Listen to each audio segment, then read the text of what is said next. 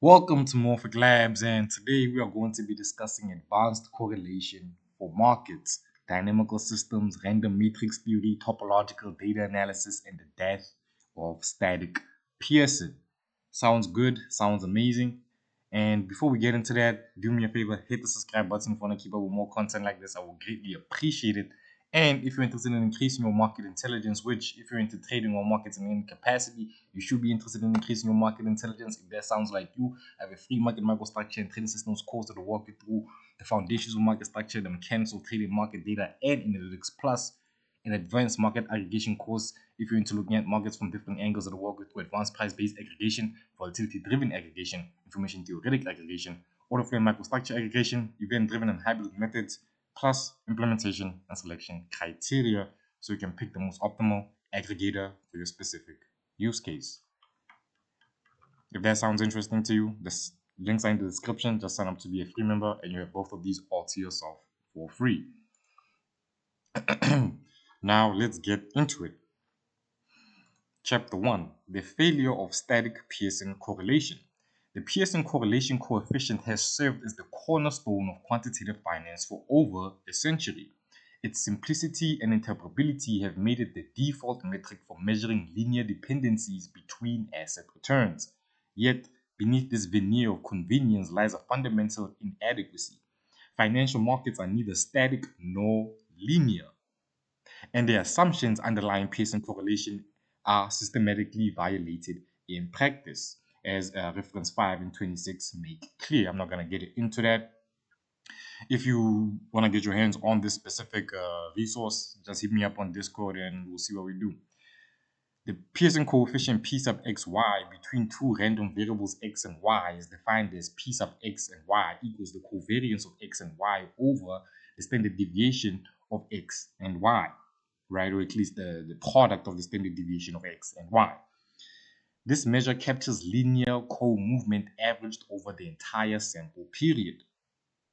In financial markets, this represents three critical failures. First, correlation is time varying, meaning during periods of market stress, correlations between previously uncorrelated assets converge toward unity. A phenomenon first documented systematically during the 1987 crash and subsequently observed during the 2008 global financial crisis and the 2020 COVID-19 pandemic. Second, correlation is nonlinear, meaning assets may exhibit strong nonlinear dependencies that Pearson correlation completely misses. Third, the assumption of stationarity required for consistent estimation is routinely violated by financial time series. Proposition 1.1, the instability of sample correlation. For a sample of T observations of jointly stationary Gaussian returns, the sample correlation P CAPI has variance of CAPI approximately equals 1 difference 2 squared over T. Under non-stationary regimes with structural breaks, this variance explodes and P CAPI becomes a biased estimator of the true instantaneous correlation. Shinkman and Lebaron, excuse me if you're watching this, I'm sorry for butchering your names, but they demonstrated that nonlinear dynamics are pervasive in stock returns, rendering linear correlation measures fundamentally incomplete.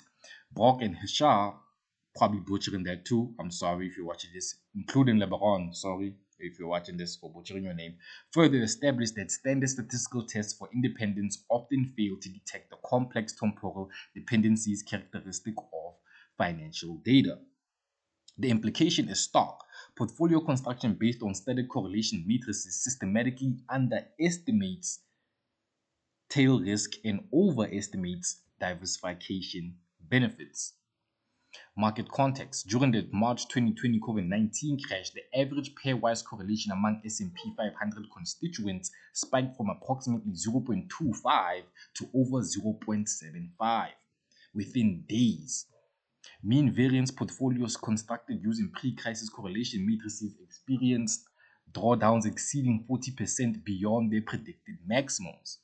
This episode exemplifies the correlation breakdown that static measures cannot capture. When Pearson works, long horizon strategic allocation with stable regimes, pairwise screening with preliminary universe selection, educational and baseline benchmarking purposes, computationally trivial real-time calculation. When Pearson fails, crisis periods with rapidly changing dependencies, non-linear relationships, i.e. options, volatility, and credit, high-frequency data with lead-lag structures, and last but not least, regime-switching environments.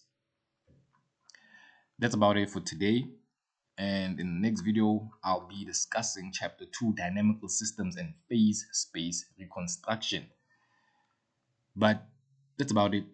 If you're interested in increasing your market intelligence, I have a free market microstructure and trading systems course that will walk you through the foundations of market structure, the mechanics of trading, market data, and analytics, plus an advanced market aggregation course that will walk you through advanced price-based aggregation, volatility-driven aggregation, information theoretic aggregation, order flow and microstructure aggregation, event-driven and hybrid methods, plus implementation and selection criteria so you can pick the most optimal aggregator for your specific use case.